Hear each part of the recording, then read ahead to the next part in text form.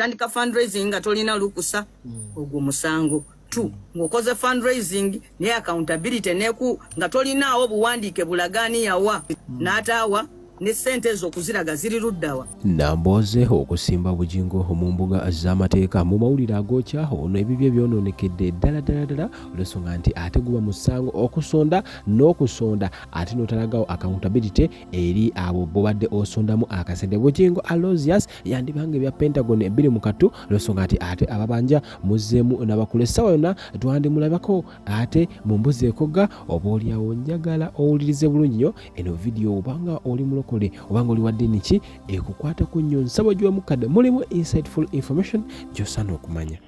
Ate bwe bakukwata nga wazikwata ate gwe n'ozikolamu ebibyo oba n'ozikolamu omulimu newe guba gw'abantu naye nga si gwe walanga.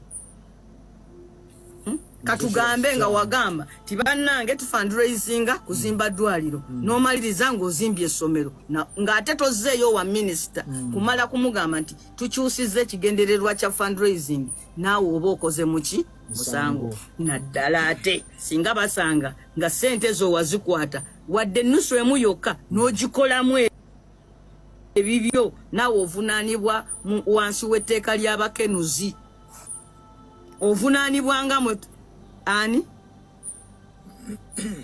bu Pentagon kyekizimbe eky'esayidi 5 ekintu kyonna ekirina sayidi 5 kasobola n'okuba katono bwe kati nga miliyoni emu ekamala okazimba. It's not teriyo kizimbe kye bagamba mbwe ekyo ekizimbe kye bayita Pentagon. Ekizimbe kirina face 5 nti ekkanisa erina face meka 5 waliwo eno ati kubanga era tusagala neeyise bali manyi Pentagon gyeki onaki imbuziza ye akimbuza nange ndi informed. So tewaliyo kintu kye bagamba mbwe ekizimbe kye bayita Pentagon kiba kyenkana bwe kiti kisobola n'okuba luumu ng'eneemu naye nga ezimbiddwa mu nkola eya Pentagon ng'erina 5 faces. So buli sente zibawo zigimala kisinziira mwe mwalagana kuzimba yenkana etyo obuki obugazi. But a Pentagon is not just ntino waliwo ekizimbe nga kyo kiva mu ggulu ne kijja nga bakiyita Pentagon. Nedda kitegeeza nti bwe banaakizimba kijja kuba ne face enjawulo 5. Kiri spiritual maybe. Bw'osoma Bible there are some verses singa nazze nga mmanyi nti anaakimbuuza spiritually Pentagon is a spiritual thing. Naye ate bwe nakisomako spiritually kitegeeza kintu kirala nnyo. Tekiri mu under Christianity tekiri nnyo straight. So but kikirizibwa okusolooza banno naye oteekwa okusaba mu butongole n'olaga n'okusolo kubanga waliwo omuntu asobola oga fundraising ne gufuuka source of income. Ewasembayo wakulu nnyo wabulakkiriza nkujukiza bajjuli potential organic products nga bano balina products ezakabi ate nga zikolebwa mu ddagala oba mu middo egya wano ne mu miti. Kakati bano balina ekyogo muganda wange olina okwefuna omukisa nga baba takuwa ebyetera ng'oyagala baba akuwe ng'oyagala baba akuggyeko embeera gwe nkugamba gwali ebweru naawe bajja kuba nga bakolako ka delivery. Nkusaba n'obwomefu wuliriza bulungi nnyo gwe ayagala okugenda ku kyeyo bano abantu bakakasiddwa era sokulaba nti ne stamp ya UNBS bagina kitegeeza nti ebintu byabwe byakakasiddwa bulungi nnyo. Abakulira ebyomutindo munda mu ggwanga erya Uganda bambi bakubireko ku namba ya 31 eyo kuba oyita inbox nga ku WhatsApp ojja kumanya ebisingawo.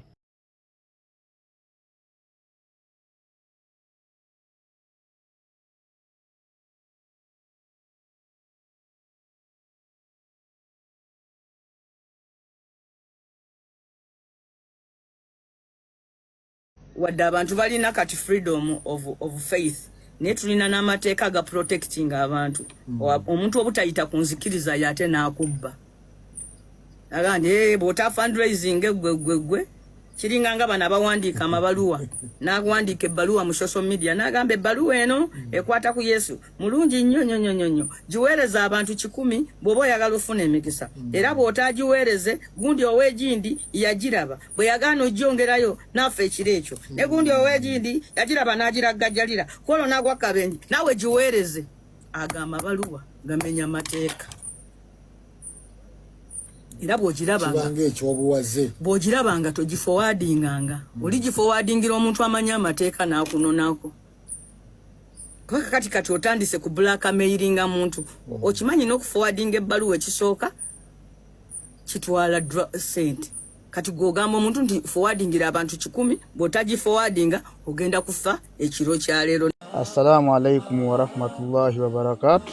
Amanya n'eddoboozi Haji Abudu omusomi w'edduwa. Nkola ku nsonga ez'enjawulo emirimu nga gikutataganyeko ebyenfuna byo nga bidobonkanye ne oba oli bweru wa ggwanga emirimu gyakucankalanako jangu kusomere ku dduwa okuva nedda edduwa zaabaawo edduwa zisomibwa omuntu n'oterezebwa mu mbeera yonna ebadde ekusibyeko akanyaaga. Nina ekyoto kye nsobola okukumira lwadde oli bweru wa ggwanga nga toli kumpi wano n'ofuna omukisa ogwo nawe n'osomerwako ku dduwa nga nkuteddeko n'akabaani Allah ajja kukusaasira ajja kukwanukula. Kuba ku nnamba yange y'essimu 0752 44 71 56 ne ku WhatsApp kwendi mpereza obubaka sobolo kuyamba. Assalamu alaikum wa rahmatullahi wa barakatuh. Omanyi nti buvunaanyizibwa bwa gavumenti okulaba nga buli munnansi alina waasula. Fe wano gavumenti tugikoze n'ekyejo kyova olaba tulina ekitongole waliwo ekitongole kye bayita National Housing Corporation omulimu gwakyo gwali gwakulaba nti buli munnansi alina waasula. Ne kati abantu batandika mpola ekyokusaba gavumenti amayumba ne bakivaako.